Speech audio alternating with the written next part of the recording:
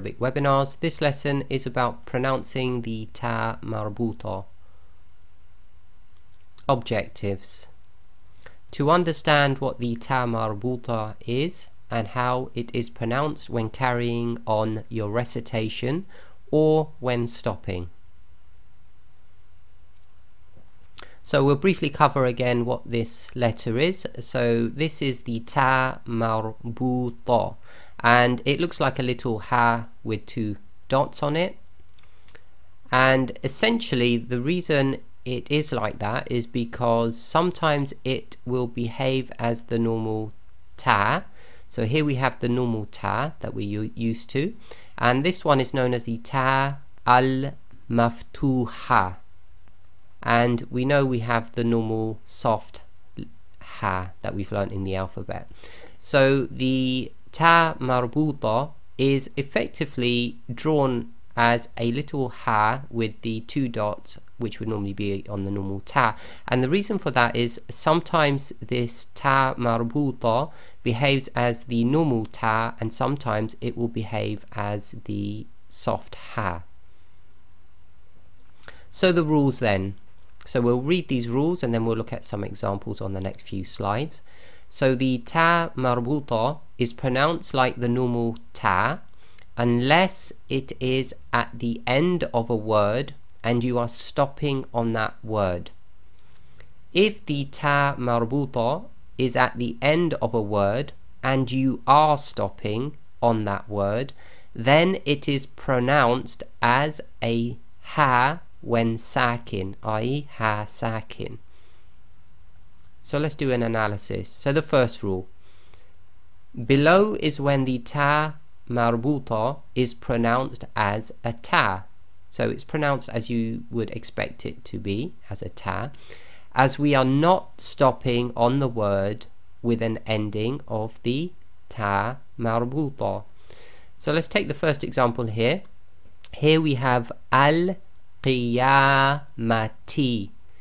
and then we have another word. So if we were to read this and we're just carrying on as normal to the next word, then the ta marbuta at the end, which carries a kasra, is just read as t. So in the majority of cases you will be pronouncing the ta marbuta as a normal ta, okay, i.e. we're carrying on. The next example, and we're presuming we're going to be carrying on after this word, is walal akhiratu. So you just say tu, okay?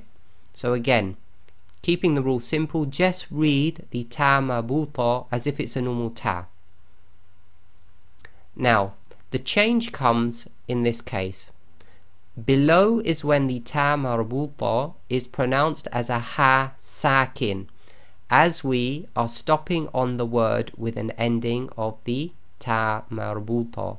Now, what we're going to do, we're going to look at this surah, and this is a very good surah to analyze. So this is surah Al-Qari'ah, okay, and the first three verses are listed here.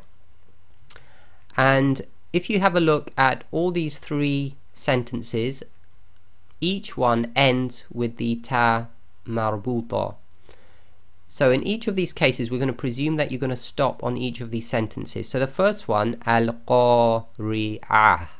Now, the way you've got to pronounce this is because that ta marbuta is at the end of the sentence, we will pronounce that as if it's a ha and it's sakin.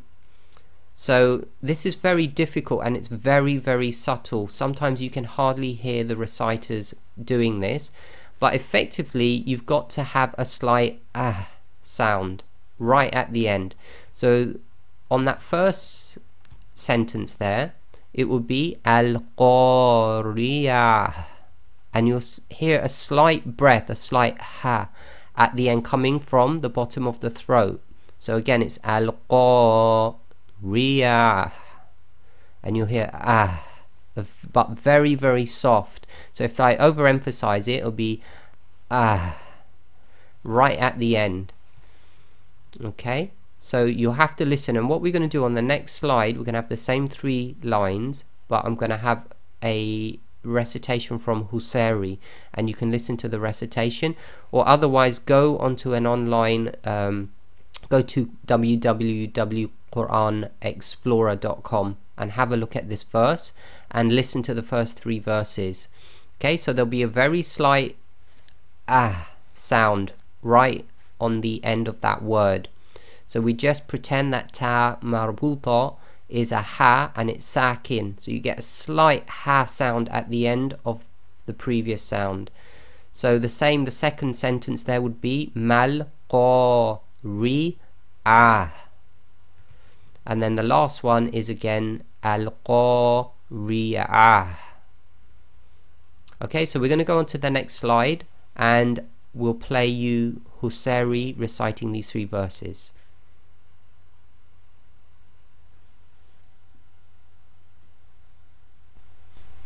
القارعة ما القارعة وما أدراك ما القارعة.